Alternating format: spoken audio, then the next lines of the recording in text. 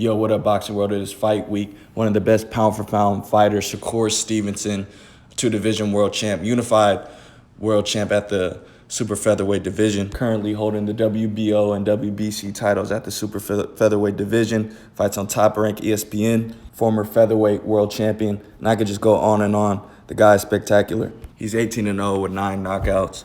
Top Rank has done a spectacular job thus far in his career. They've definitely accelerated him to, basically where his potential meets. He's definitely the chosen one out of Newark, New Jersey, or I'll just say New Jersey, period. Now, he will be defending his titles, both titles against Robson, Conceição this Saturday.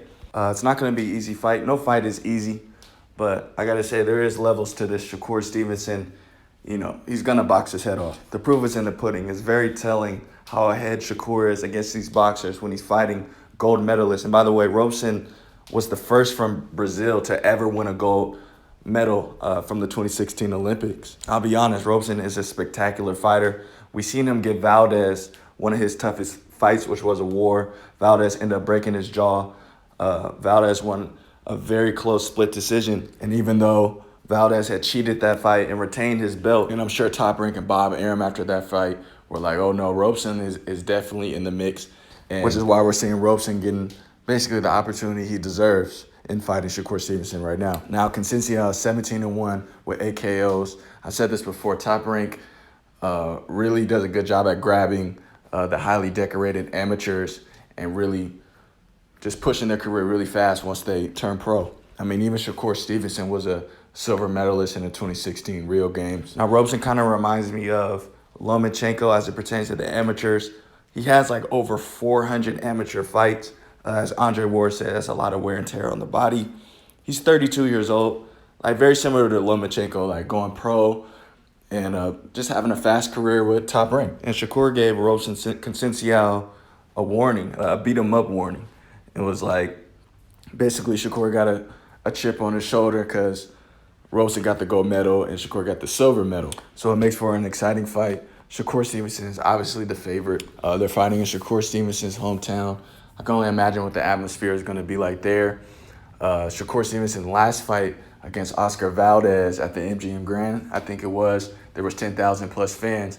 So I would suspect the Shakur Stevenson brand to be even bigger. It's in his hometown, so everybody should come out. We've seen in the mini clips, we've seen all the kids. They look up to Shakur Stevenson like a god. The influence from his city is huge. You got little kids coming to the press conferences like, I want to be the next Shakur Stevenson. Shakur bringing the little kids to the gym and just saying, yeah, I just sparred like 20 of them. And this is great because it attests to Shakur's character and showing these kids from it's a better way and you can get in the gym and box. Now I want to analyze Shakur's last fight against Oscar Valdez, which I would say is probably the toughest fighter in the super featherweight division. Valdez, he's Mexican style, he's tough as nails, a come forward style, actually. But there was nothing that he could do in the ring with Shakur Stevenson. Now, he did look very good against Burchelt, getting that knockout previously before he fought Robson Conceição. But when it came to Shakur, styles make fights, and he couldn't hardly land a punch on Shakur. Statistically, he did do better than Shakur's other opponents, including Jamel Herring. As it pertains to most punches landed on Shakur Stevenson. No other fighter has done that in his professional career. But it actually shows how great Shakur Stevenson is and his defense that another world champion just can't lay a finger on him. And I said this before, Shakur understands the art of distance. He could be standing right in front of you. Other than Shakur, there's Duran Ennis. There's only specific kind of fighters that understand the art of distance. They could be standing right in front of you and also be standing at a distance, and there's nothing the other fighter can do. Now, when Shakur fought Jamel Herring, I said, oh my God, a star is born. Now, Jamel Herring is a good fighter. People in the comments like to talk about, oh, he just beat up an old man. That's what they do with great fighters.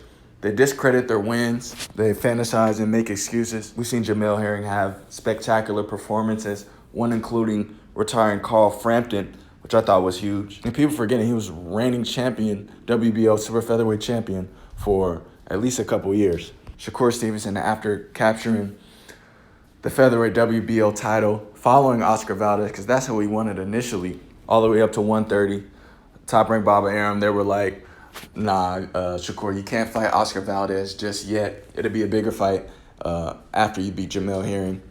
Even Oscar Valdez had made it clear that he didn't even care about the fight until people in Mexico, in his country, were coming up to him like, you need to fight Shakur Stevenson. And then eventually they were able to make the fight happen.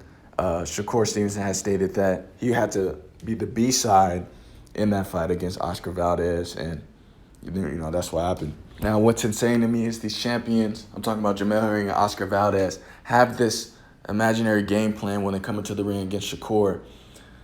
What they got to remember is that it's different looking at Shakur from the outside and actually getting in the ring with him and getting frustrated and realizing, man, I can't touch this dude. I can't lay a punch on this guy.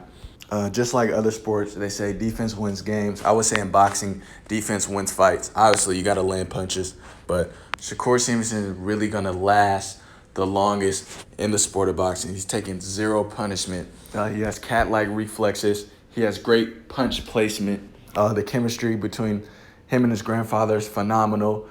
He got some really good looks in the amateurs, losing the gold medal, where we seen him on the camera crying. He got so much motivation after that, which made him want to take over the sport of boxing. And also just being in camp with Terrence Crawford, getting co-signed by Andre Ward, great leadership in his corner. Being signed to Jay Prince, freaking getting walked out by Quavo and DaBaby and Kanye West coming to this fight. So his stardom is on the way, if it hasn't come already. And he's also a family man. He's like the oldest of 8. He was able to move his family from Newark, New Jersey to Houston. Him and his fiance are engaged. He has a baby. The mistakes I see with other fighters where, they're not focused on boxing. Whether it be the girls, whether it be partying, whether they lose and switch trainers and, long lapses, only, coming back and fighting for the money. So it's the difference with Shakur. He's got the eye of a tiger. He has all the skills in the world to be the best pound for pound fighter on the planet. But it starts with Robson, Conceição. He has to get the job done Saturday in spectacular fashion in his hometown. Like he said, Shakur Stevenson said he's going to beat him up. He's going to walk straight to him. So it'd be interesting to see his improvement from his last fight against Oscar Valdez. And let's see if he can get a stoppage right now with fighters like Gervonta Tank Davis and other knockout artists. Knockouts sell, and knockouts are, good for the brand. And it's just a step further in becoming a pay-per-view star.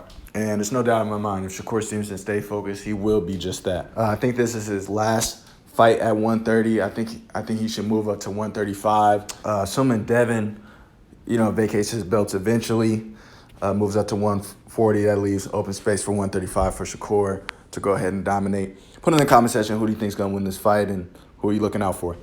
Thank you for watching Free Blues Boxing. Hit the like, subscribe, and the notification bell for unlimited boxing content.